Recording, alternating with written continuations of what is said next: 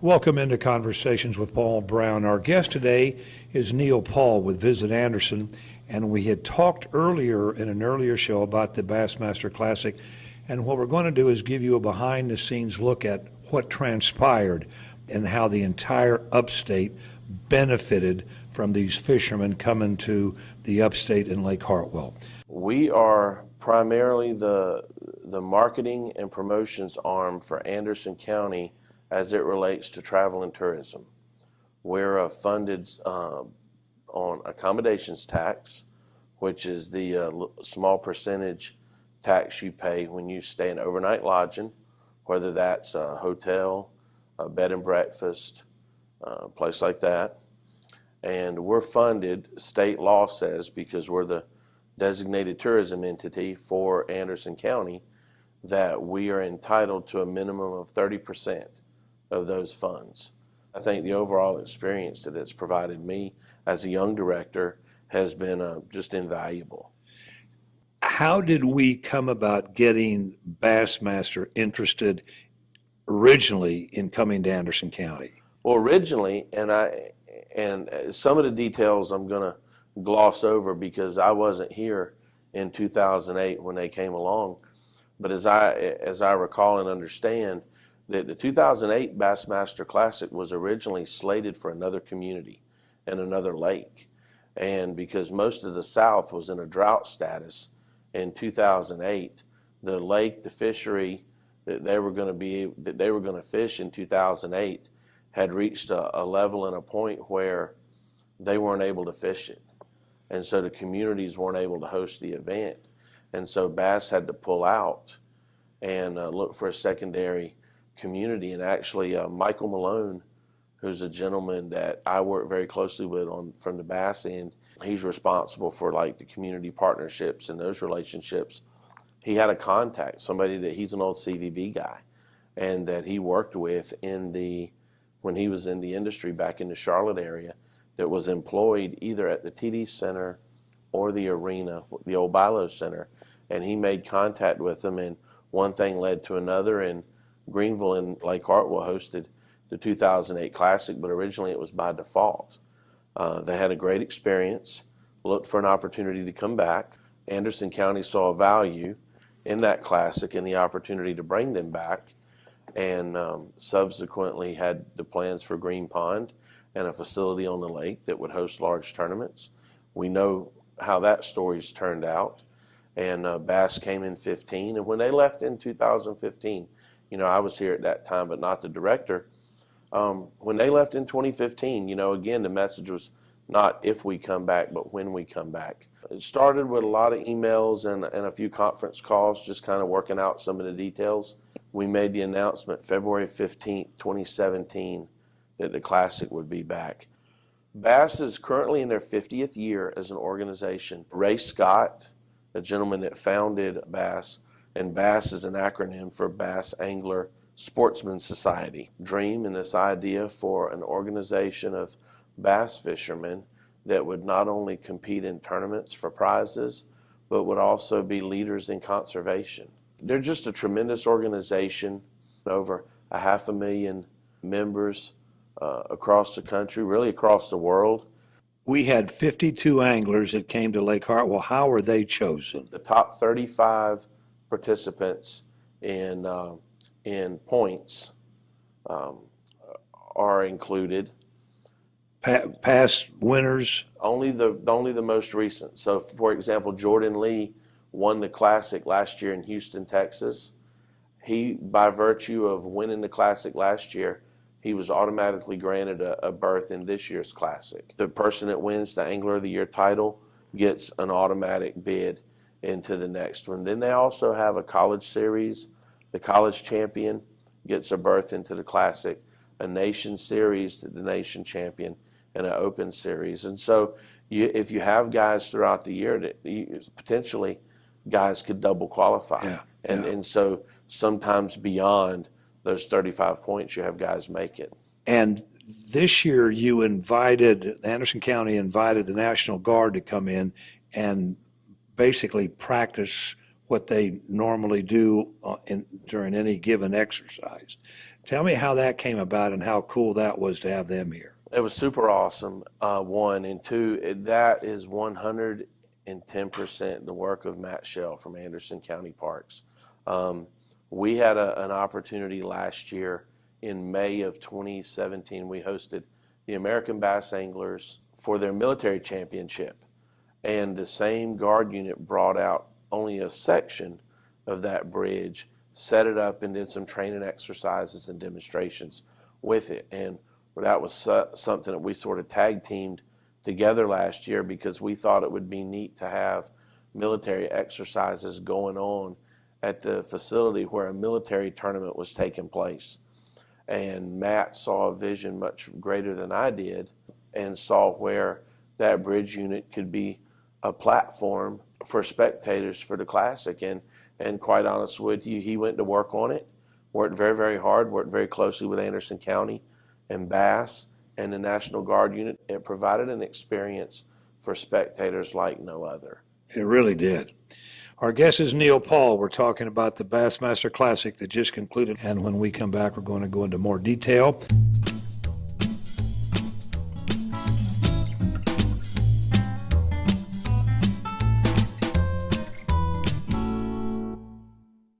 So give us the background story on why it's a joint operation. Number one, it's preferred that way by Bass. They prefer to have multiple communities involved. On the baseline of it, it's about a $500,000 commitment to host the Bassmaster Classic from a financial standpoint. That's fees, in-kind services, and just general host fees. That's a lot for any one community to have to work off of. I think I counted up this time, I think we had 9 partners, 9 entities that helped financially support that. The second thing that Bass looks for is obviously a championship level fishery with a facility capable of hosting large crowds. And Lake Hartwell and Green Pond completely fit that bill. Lake Hartwell being a top 100 bass lake in America the last 3 years, and having Green Pond certainly meet that standard. And then on the Greenville end of it, they require an arena with a minimum of 15,000 seats, and then a minimum of 200,000 square feet of exhibit space. You know, to the Civic Center, if we seated it for everybody, you'd have about 3,500 seats. If you put it as expo space, if we used everything but the bathrooms, you could squeeze maybe 38,000 square feet into it. And the thing that makes the Anderson County and Greenville County relationship so special is the fact that we're neighbor counties. And Bass can come here, the anglers come here, and we're just right across county lines. In 2014, before the Classic came here in 15, there was 72 miles one way between host communities. 2016 in Oklahoma at Grand Lake, there were 90 miles between host communities. And last year in Houston, Texas, it ran roughly 60 miles between host communities. So the short drive between Anderson and Greenville County makes us a very attractive host. One of the most interesting things is the launching in the morning. A lot of people come out. What the people that didn't get to make a launch, what they missed. Guys show up in the mornings with their wrap trucks and their boats. They put them in the water, and they're making last-minute preparations to go out. We had hospitality tent here. We had a prayer. We had a national anthem. We had a flyover one day. Bass has kind of a pre game day show that they kind of conduct out there lakeside. Had product on display at Green Pond, and it really was like a festival type atmosphere, but only at 7 o'clock in the morning. Right. One of the cool things about the Bassmaster Classic launch each morning is the opportunity to begin each day with the prayer and the national anthem. We're fortunate that we get to really localize that part of the morning. For example, Anderson County Councilman Ken Waters offered the invocation on one morning prior to launch. And Casey Ashley from Donald's, who's also the defending Classic champion from Hartwell in 15, he sang the national anthem to start day one. Green Pond, in fact, one of the anglers mentioned us last week. He said he thought it was, of the places they've been nationally, it's probably top 3 in the country of the places they've been. And that's impressive considering we've got a facility that's only 60% complete at this point.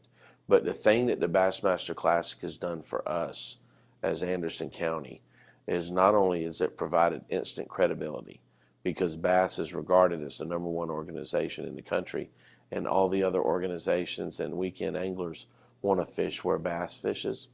So it's done that and done it well. The other thing that it's done is it's opened up the opportunity for us to host other events within the umbrella of Bass. Bass has a high school series that will actually be back here to compete, high school open series. There's a college series. We've expressed an interest in hosting a college event moving forward. They have an open series of anglers, which is also fished by amateur and professional anglers. But there's opportunities to host that, as well as their elite series, which is where the anglers that are going to compete for the Bassmaster Classic come from. So having Bass on the scene is it provides us with instant credibility, but there's so much more within the family of Bass that we can host, that the Classic is really the only event that we have to share with another community. All the other events that we host with Bass and the other organizations as well would be things that we can keep right here in Anderson County.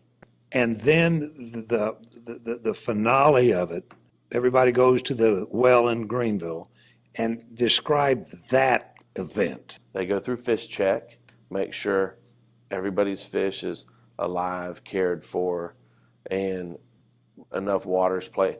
That's very important. The conservation of this thing is very important.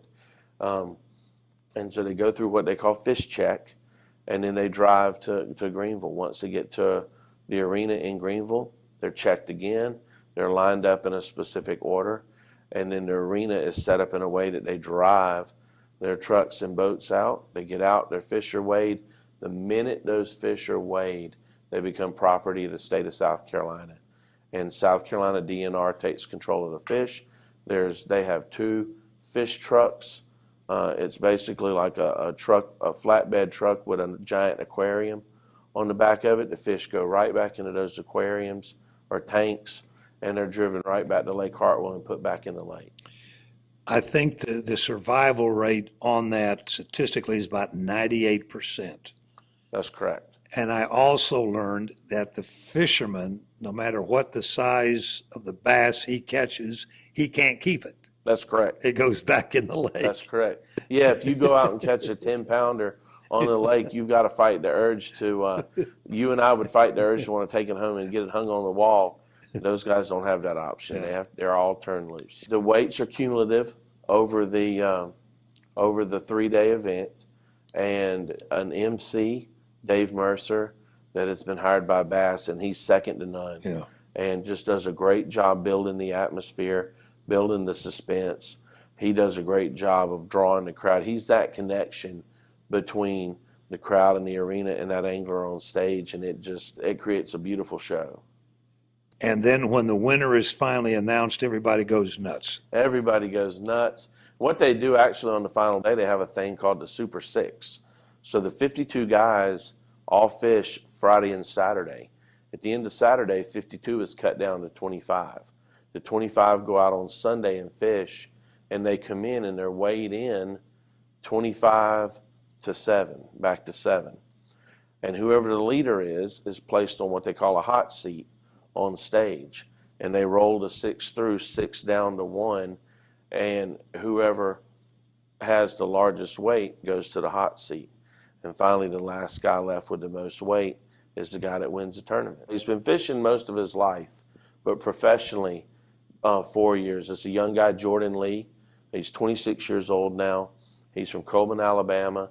He's a young man that went to Auburn and graduate of Auburn University, fished in their college program when he was at Auburn, also was a national champion in college as an angler, knew he wanted to fish professionally for a career. Every guy that fishes the Classic gets $10,000. That's your payout, your payday for qualifying for the championship. So even if you show up here and don't catch a fish for 2 days and finish 52nd, you're taking home 10 grand. But in this case, we had two guys from South Carolina that qualified for the Classic. Jason Williamson from out of Wagner. He finished 25th, but finishing 25th took home a check for $13,000. Our local guy, Casey Ashley, who's become a great friend and won the Bassmaster Classic here in 2015, finished 8th. No shame in that at all.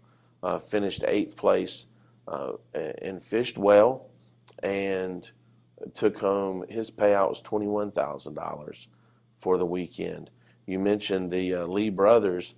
Matt Lee, who I thought going into the last day had a chance to win the thing, he finished 4th and took home a check for $30,000 by finishing 4th.